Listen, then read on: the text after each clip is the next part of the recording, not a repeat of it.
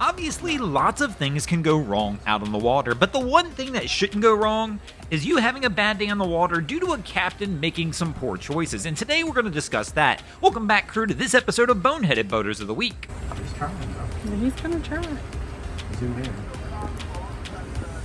As a captain of a vessel, it is your responsibility to make good choices to try and keep your property, yourself, and everyone around you safe, so there's no need to take extra risks. Whoosh! God bless.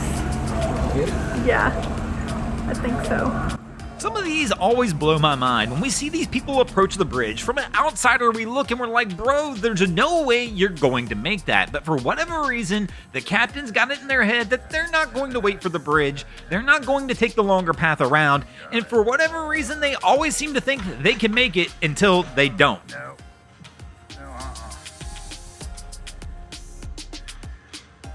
I mean, bridges are a pretty obvious one. Typically, they'll have the height listed, and you should know the height of your vessel. Now, water conditions can be an ever-changing thing, but that's also one of your responsibilities as a captain. You better check the weather, know what the water conditions you're going out into are supposed to be like, because the last thing you want to do is get out there and find out it's more than you or your vessel can handle. And of course, one of the easiest things you can do to try and keep yourself and your property safe is go ahead and wear the safety engine cutoff switch. In fact, it's actually even the law anymore, just like wearing a PFD in some situations for any vessel under 26 foot.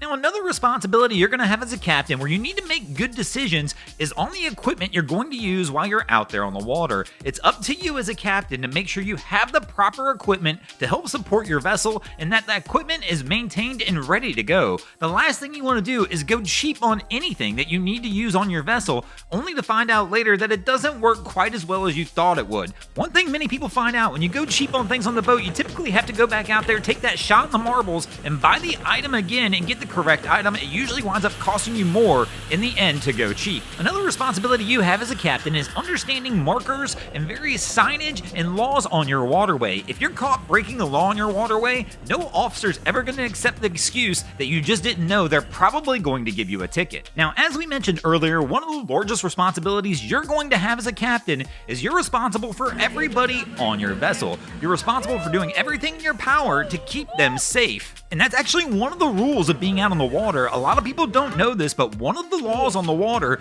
doesn't matter who's in the right of way, everybody's responsible at all times to do everything they can to actually avoid a collision. And surprisingly, it's one of those things that actually winds up biting people quite a lot. You'd be surprised how many times in maritime law, both parties involved in a collision are actually found at fault because one of the parties did not do everything in their power to actually try and avoid the collision.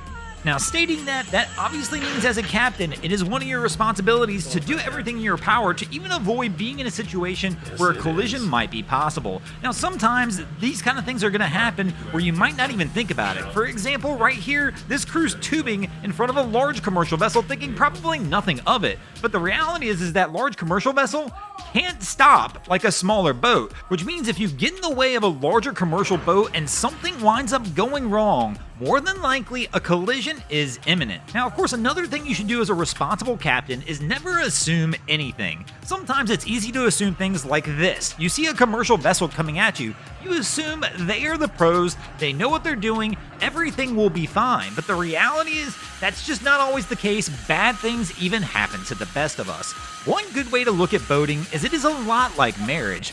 Boating, as well as marriage, is going to have its ups and its downs, but as a captain, if you make good choices and consciously think about what you're doing, more than likely you're gonna have more ups than downs. Thanks for watching, crew. Hope you enjoyed this episode of Boneheaded Boaters of the Week. If you ever see anything crazy happening out on your waterways, be sure to hit us up on Facebook or Instagram and let us know, and you might see your stories over here. Just like RT Launcha, Angie Long, Cruising Lady A, Devin Mumford, Jax Tolsman, Jor Toro, Laura Caparone, and Don't Fear the Sweeper did this week. And if you guys haven't already, go ahead and drop an anchor on the subscribe button here.